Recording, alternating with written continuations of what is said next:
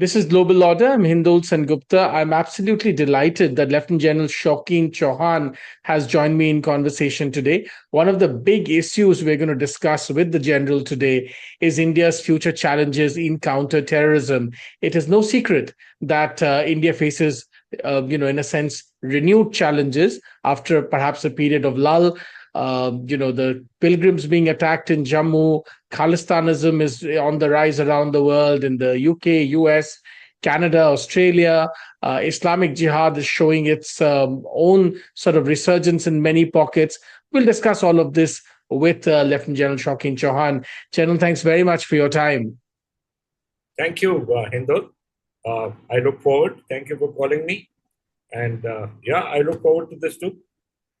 Let me begin by asking you then, what happened in Jammu? Looking at that and looking at the resurgence of the Khalistani action around the world, could you, ponder for a moment, contemplate for a moment, what is in your opinion, the starkest and the most important issue going forward in terms of future challenges for counterterrorism in India? Okay, so let's focus on counterterrorism in that case. I don't think the Khalistan movement is a problem as yet. We dealt with it in 1984. By 86, 87, 88, it had died completely in India.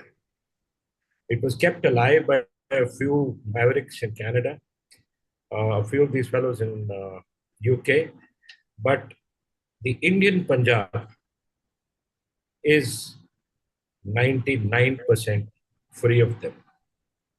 And there's absolutely no doubt about it, because we've been very, very clear and very, very focused on the fact that this movement has no place in India.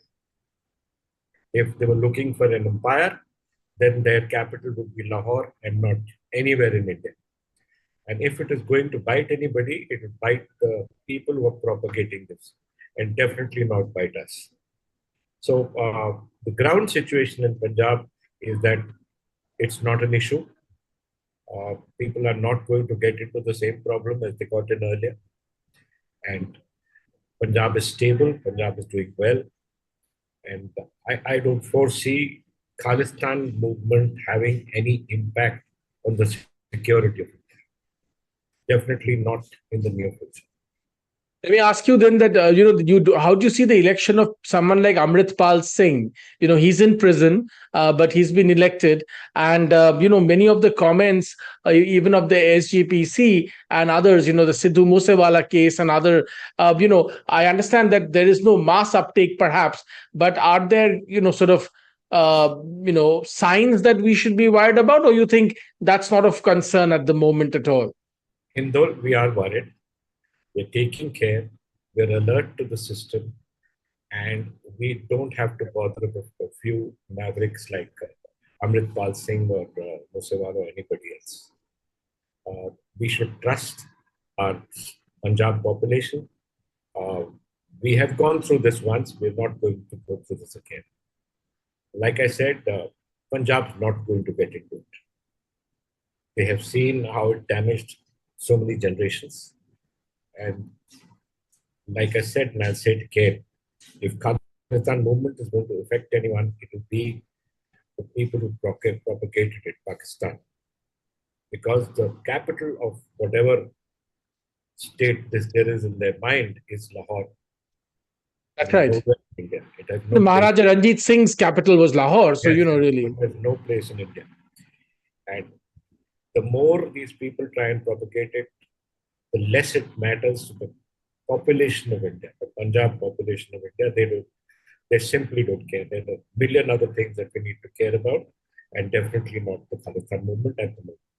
But we are taking care, and I'd be absolutely clear in this issue that the Indian state recognizes issues, and we recognize them well enough to take care of them. A little bit about the Khalistan movement outside India then, in Canada, for instance. For a long time, it's exactly what you said. We thought that these were mavericks, small groups. But in the last couple of years, the impact seems to have widened and spread, including, for instance, in Canada and in other places. We have seen our embassies attacked. Our consulate in San Francisco was set afire. The phone numbers and addresses of our diplomats were put on billboards. Death threats were given to them. All of this created a fairly poisonous atmosphere. What do you make of that? And has the threat moved, in a sense, outside India, and that's where we need to focus? Yes, the threat has moved outside India. Our diplomats need to be careful. We need to strengthen our security abroad. And as I said, if this movement is going to affect anybody, it's going to affect the parents of this movement. If Canada decides that they're going to continue playing with fire, then the Khalistanis who are present in Canada and not in India will create a problem for them. If Britain feels that they can nurture some Khalistanis there, it will create a problem for Britain and not in India. Our population is fairly stable and aware of the dangers of these kind of movements, and will definitely not get into another situation like the one we had in 1984. There is no room for this movement in India, and we are well aware, and anything like that will be removed very, very quickly. I'm certain of that. But as a country that is growing, that's a country that's aspiring larger power status, our diplomats need to be careful, our embassies need to be careful, they need to be better protected, and they need to be aware of the dangers that these kind of movements can create for them. Something very important, I feel, General. You're saying that as India's footprint and global status has grown as the fifth largest now economy in the world, many troublemakers and radicals who perhaps cannot stoke troubles within India might choose to, do this to our diplomats, our embassies, Indian citizens outside, to have an outsized impact by doing something dastardly by attacking them. Our embassy in London, for instance, has been attacked and surrounded twice. In one case, the ambassador had to be, taken out through a back door by security forces. So you're saying that is where we should focus some of our attention, because that could be seen by many nefarious forces as weaker links which can be targeted for an impact. In India, we are absolutely strong, and we will leave no stone unturned to not allow it to happen again. And I'm confident that it will not happen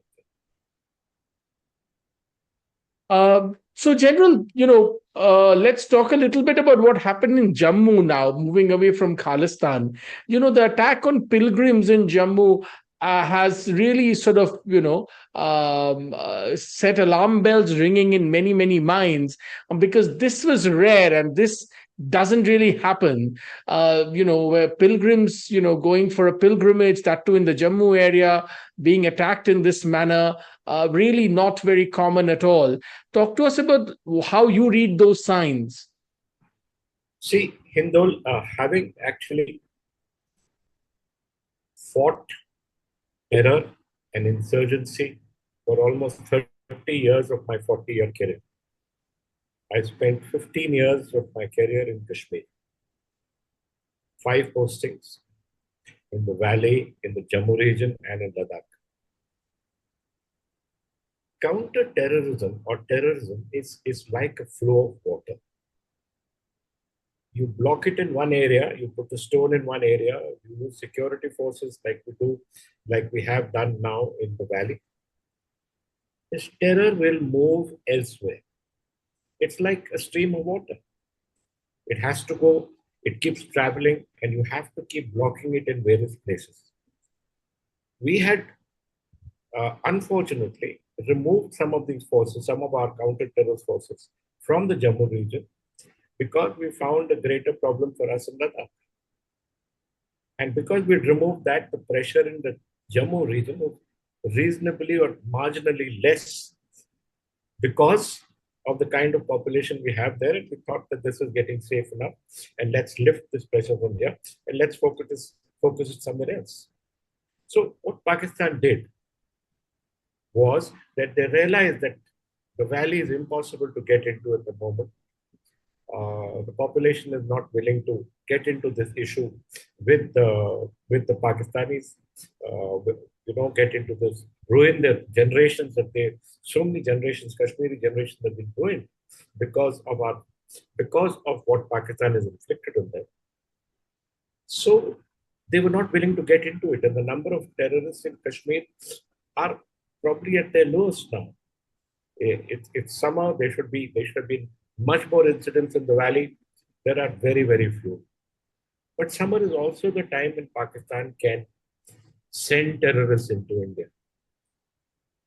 Despite the fence, despite the forces, despite everybody else, the human being is a very imaginative and capable person who can deal with various different issues. So Pakistan is continuously doing this. Sometimes they create a problem in Jammu, sometimes they create a problem in Kashmir, but they do it with an idea of creating maximum adverse publicity. They want to tell the world that no, this terrorist movement is not over in India. And India still cannot put its guard down. They want to tell the movement that the population in Jammu and Kashmir is still with them and therefore they're helping them out here. But in reality, all they've done is they've infiltrated maybe 10, maybe 20 terrorists through the Jammu region, through the Riyasi region. And they have been told to create mayhem and attack high-profile targets. A bus going alone on a road with pilgrims is a natural target which will make a lot of noise and which will be seen all over the world that we don't have the situation under control. Pakistan's done this to us, Hindol, from 1988 onwards. I have been fighting this battle from 1988. I was in Kashmir from 1983, December onwards. So I am perfectly aware that you put pressure in one place, the pressure comes out from somewhere else. And we were putting this pressure evenly. Now, the other issue is you balance it against the pressure that China is bringing upon us in Ladakh. We have mirrored the Chinese deployment in Ladakh, and we have moved a large part of our forces there also. China knows that they cannot win a war against India. Pakistan knows that it cannot win a war against India. A China-Pakistan nexus also knows that they cannot win this war against India. So what do? They create these vociferous movements all over in different parts of disaffected populations. And using that, force us to deploy greater forces. Force our marginal populations to accept that maybe there might be a problem here. And that's the damage that we are doing to ourselves. We're not under any attack, Hindol, I assure you. We're as stable as ever. Our stock market is doing well. Our economy is doing well. Our security is okay. Don't let these marginal terrorist incidents, which are going to happen in a country like ours, with the whole idea that Pakistan is going to make us question our security apparatus, they're going to make us question our border populations, they're going to force us to create or put greater controls on our marginal population, which will force them to get disaffected. It's a cycle involved. What we should be worried about, at least as far as our national security is concerned, is the Pakistan-China nexus that exists on our northern and northeastern borders. That's where we should be worried. That's where we are increasing our forces. That's where we're pushing in our resources. And that's where we're going to, if we have to fight a war, that's where we're going to fight. This Khalistan movement is a non-starter. The Jammu-Riyasi region terrorist attack is just an incident to force the world to say India does not have it under control. That's the only thing. The movement in Manipur, the movement all over, are issues that climb up and say, well, India doesn't have these places and we're continuously fighting these million mutinies. But in reality, if you take the number of people involved in these insurgencies or terrorist movements, it's a very, very, very small minuscule of our population. 99.9% of our population is stable, happy, and India is growing and hoping that we reach, I won't say superpower status, but big power status. We're reaching a world stage.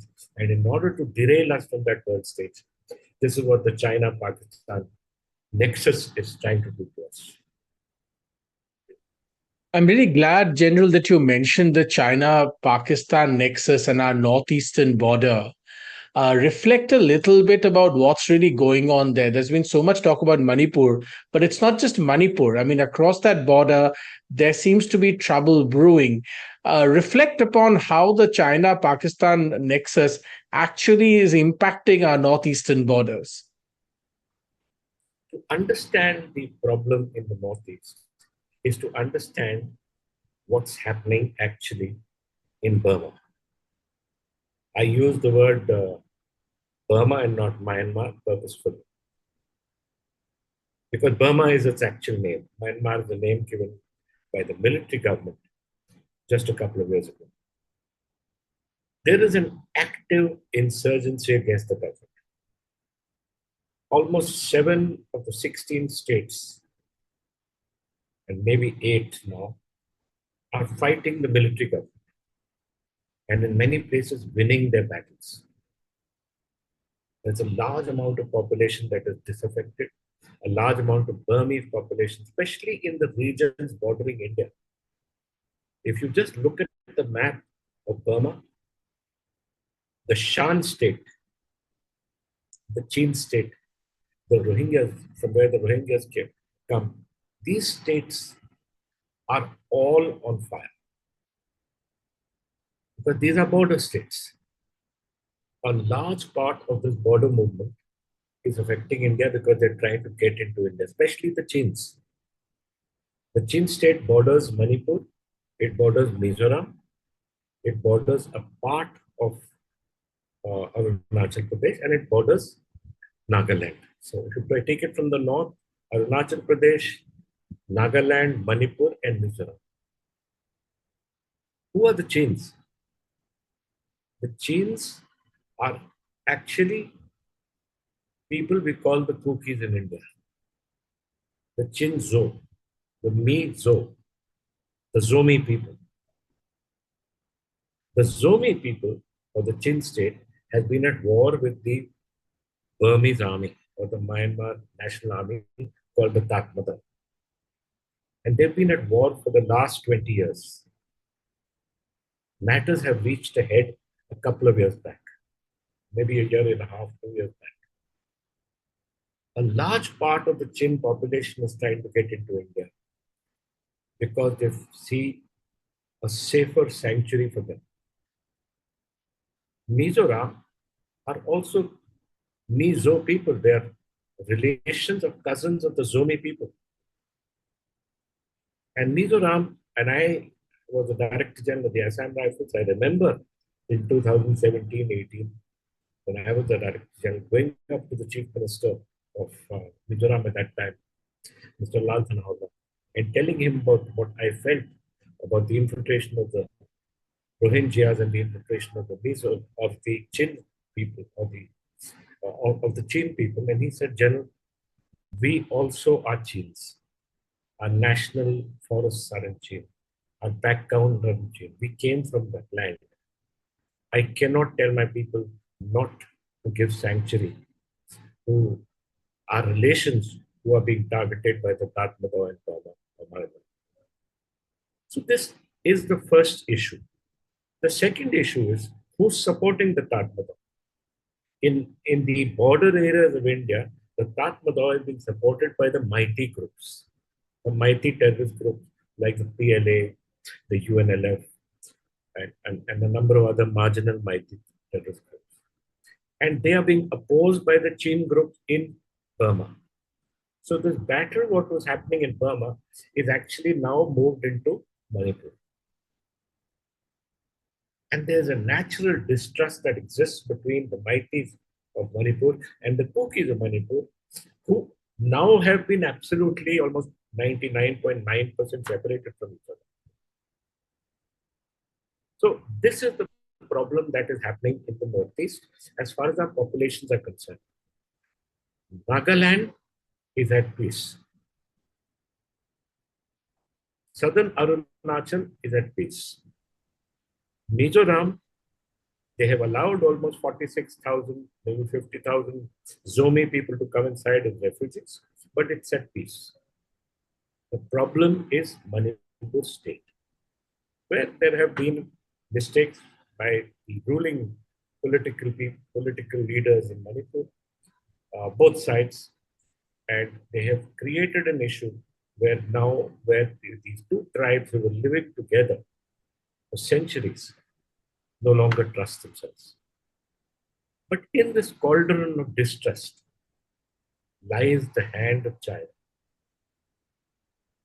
Because Chinese, if you read through the lines of what is happening in Burma, Chinese are helping both the Burmese army, the Tatmadaw, and the various insurgent groups in Burma. They're helping both sides. And they're also helping these insurgent groups. So they don't mind creating these problems with an idea that they will force India to deploy greater forces in Manipur, which will take away our forces that are on the border against in the Tibetan, India-Tibetan border, where the PLA is. So that's the larger game, Hindol. The larger game is the fact that China does not want India to grow.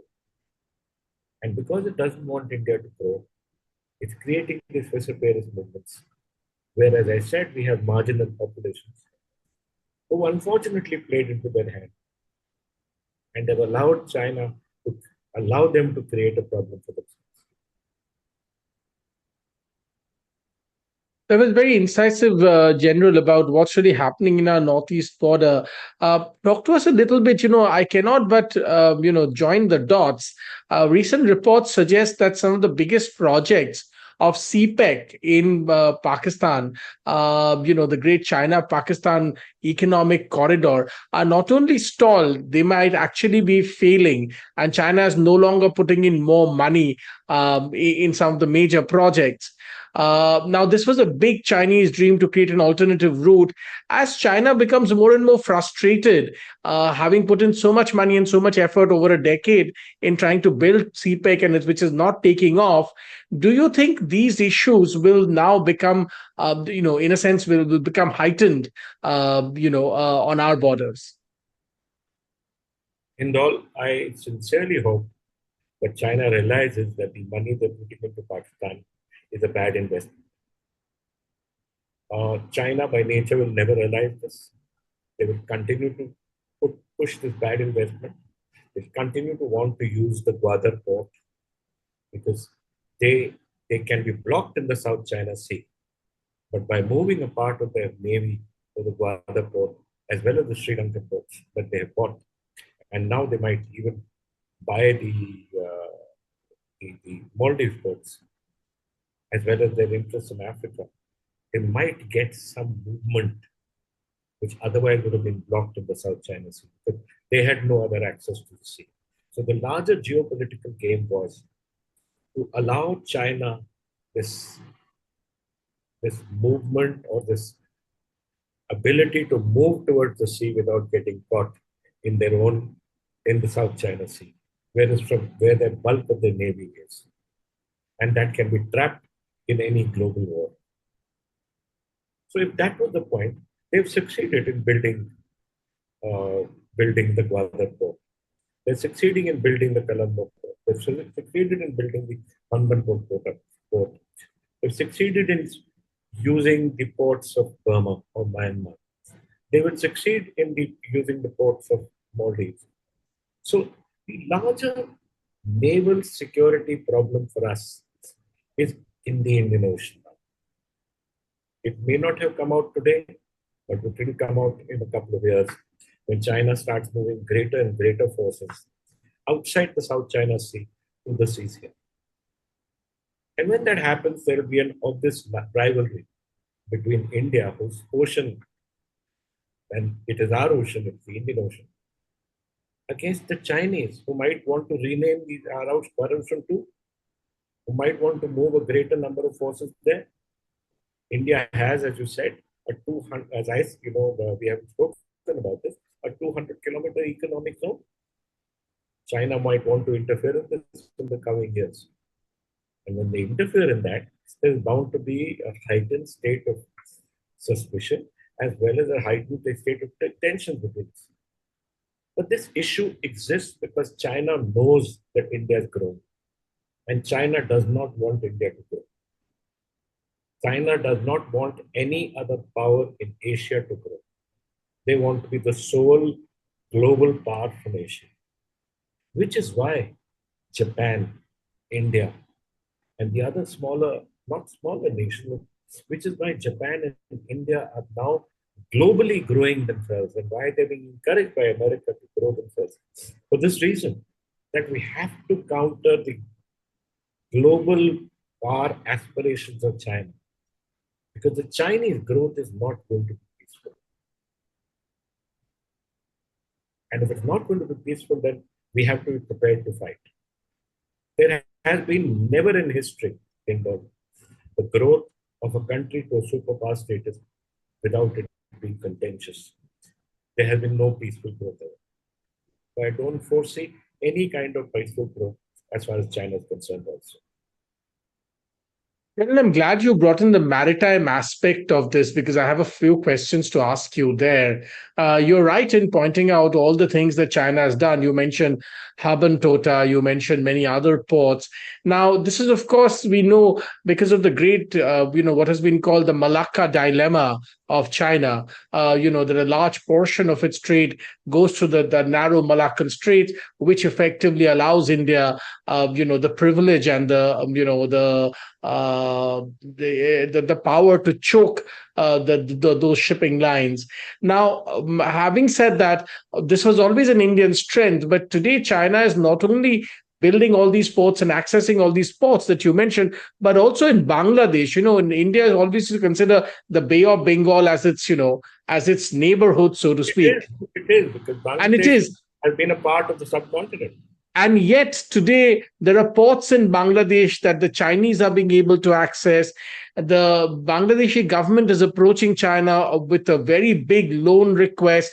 If that loan comes through for infrastructure, China might be able to access the Bay of Bengal in more effective ways than it has ever been able to access the Bay of Bengal in its entire history. Now, this surely is worrisome for us. I want you to reflect on that. And also, there have been a lot of concern about the great design of India to build a big base in the Greater Nicobar Islands. Now, some environmentalists complain that this will create trouble environmentally. But what do you think about those plans? I covered the maritime aspect, though I'm a land general, only to bring about the national security issues. We have been aware of the Chinese string of pearls. Not from today, we've been talking about it for the last 30 years. 30 years ago, people wouldn't believe us when we said this is what China is doing. But China was doing it slowly and surreptitiously, continuing to strengthen her relationship with India, with the neighboring countries of India, with a clear aim that she would take over or overtake India's dominance of the Indian Ocean. This is not today's issue, Hindol. It is an issue of 3 decades ago. And India has been slow to react to it, mainly because we have a lot of problems of our own to deal with, and we simply don't have the money to throw that China is throwing. These can be dead investments for China. They will never bring in money for China. But she was looking at it strategically. And India today realizes that we have to dominate and hold our ocean and to ensure that our 200 nautical mile zone of economic zone is kept by us and we don't allow China to come inside. For that, we need a much, much larger navy. We need much greater forces in Andamans. We need much greater uh, bases in the balance of the islands that are in the Andamans. We have to make them like unsinkable aircraft carriers. Hold everything that we can. The Cocoa Islands that are held by Burma, and where we know that Burma had given access to China.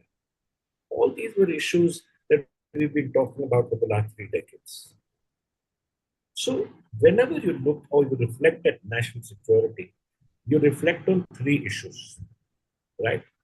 Where does the major part of the threat to India come from? Has that nation or that group of nations which are creating these major threats to India, are they allies together? Which clearly Pakistan and China are. Do they have greater economic capability than India? Clearly China has. The smaller countries on India's periphery, Nepal, Bhutan, Maldives, Sri Lanka, Bangladesh, need a lot of money, which India, despite its best capabilities, cannot give them the kind of resources they're looking at. China can, and that's what she's done. How will we counter this? We have to counter this with a clear strategy of holding on to what we have, protecting places of our national interest, and creating larger security aspects. For that, we go to the point that we really want to talk about technology. For that, India has to not just move to a different level of technology, we also have to have allies, similar thinking allies. So no one can fight this war alone. If China and Pakistan are in a situation where they are allies, then India needs allies too, which is why AUKUS was created, which is why we were trying to get into a military relationship with Australia, with Japan, with the United States, and other countries which realize the same issues that China is trying to do. Well, the world is heading again backwards towards the place where we were before the Great War. It's bound to happen. As I said, there will be no peaceful growth of any superpower. And since China has superpower aspirations, she has to first dominate her part of Asia. And unfortunately, we are neighbors with China. And because we're neighbors with China, we're going to be a part of the wall that will prevent China from moving ahead. And China doesn't want this wall. India is a very large country. We have the greatest population, the largest population in the world, the largest, youngest population in the world. We also have extremely strategic location. Like a dagger, we dominate the Indian Ocean. But because we have so much, our land is always going to be coveted by nations that don't have that much. And the earlier we see it, the better it is for us. I want you to reflect, General, at this juncture on two other land based crises that we seem to be confronted with. One, of course, is China's inroads into Nepal. And I wonder whether you could, comment on that. And the other, of course, is growing concerns about what, land agreements Bhutan is coming to with China. Both seem to be worrying us considerably. I wonder whether you could comment on, China's inroads both into Nepal and into Bhutan. Let's talk of Nepal first. Nepal considers itself, and this is a part of the foreign policy, as a yam between two boulders. If you go to their foreign ministry, like I have visited many times, they quote one of their kings, Prithvi Narayan Shah, who says Nepal is a yam between two boulders, the kingdom of the south, that is India, and the kingdom of the north, that's China. Tibet and then China. So for most of its existence, Nepal has tried to balance itself against these two large powers. And Nepal sees for it an advantage. Based on that advantage, it moves to the person whom she feels will be more secure for her. Pre the 1962 war and during the time when the British were in India, Nepal balanced itself towards India. The reason being that China wasn't strong enough. And therefore, she could renege on many of her agreements with the king in Beijing, or the Qin Empire, as it was at that time, where they had signed the Treaty of Khalistan, where the Emperor of Beijing or Emperor of China used to call the Nepalese king a Wang. That means a king, but a lesser king. And Nepal used to pay homage to the king once every 5 years. They scrapped that Treaty of Khalistan, which they had signed in 1856 or 1860, and moved towards in the security frame of British India. Because at that time, British India ruled the world. Post our independence and post the 1962 war, when Nepal realized that India no longer could provide its security, she then started rebalancing this relationship. So when you ask a Nepalese, they talk of rebalancing. They don't talk of moving towards China, but they talk of rebalancing. China is taking advantage. Nepal needs resources, more resources than India can provide. Nepal needs outlets. Nepal needs economic activity, needs industries. India, they don't feel they can get it all from India, so they go towards China. China is taking advantage of Nepal's insecurities and going there. So obviously, there's a great danger. Because the moment Chinese forces cross the Great Wall of the Himalayas, we're in danger strategically. Because we have no great mountain wall to prevent these forces from then coming down towards India. If you look at the strategic location of Nepal, Nepal sits on the head of India's core of our civilization, the Indo-Gangetic Way. All Nepal's rivers flow into India. So these are issues where we have to be very careful. We have to keep balancing our relationship with Nepal. We have to keep telling Nepal that we're a part of our security system. Nepal has to understand that only India can help Nepal in 99% of the way. Because nature, geography, and history have framed it like that. You can't go against history, Hindol. You can't go against nature. You can't go against geography. Regardless, this is what geography is meant Nepal to be a part of India's security system. Because she's within our frame of the Great Wall of the Himalayas. So these are the issues with Nepal. Is I feel that at present, there is no clear and present danger. The forces of China have not moved into Nepal. And we would have to keep ensuring that our Nepalese border is strong and that we are able to prevent any inimical elements from coming into it. So that's about Nepal. Similar is about Bhutan. Bhutan is a tiny country. And China has again claimed parts of Bhutan as a part of its ancient territories, which because Bhutan has a very small army, she can't oppose China. And Bhutan is also part of the India security frame. So there is a give and take that's going on in Bhutan. They probably take a bit of territory there. But Bhutan's idea is to try and sign and force China to accept an international treaty on the borders. So this is the issue with Nepal and Bhutan. Both are very strategically located for India. We do not want the Chinese there.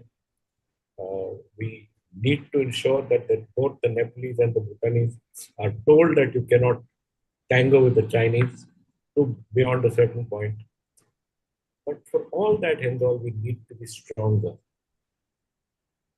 We need to have a greater economy. We need to have greater armed forces. We need to have a greater security apparatus. So I walked you through all these issues. Yes, I have one last question, General, if I may. You have spent 30, 40 years in counter-insurgency in India, fighting terrorism. You have walked me through a lot of complicated issues in this conversation. If you look ahead in the next decade, General, in your mind, what is the one big threat which we are not paying enough attention to as far as counterterrorism goes, and we should pay more attention to in the coming 10 years? We have two hotspots here. One hotspot is the northeast, that's Manipur. And the second hotspot is in the north, in Kashmir. We must sort both issues out. We must force these two tribes, warring tribes, the Kukis and the Maitis, come to a peace agreement. We must stop the violence there. We must integrate these marginal tribes into India. We must use our good friendship with Burma or Myanmar and force them to take a stand against China. That is the first thing about the Northeast, is that do not allow the Northeast to become more fragile. Sort out these problems today. Sign the security agreements you need to sign with all these insurgent groups, and you will close the situation in the Northeast.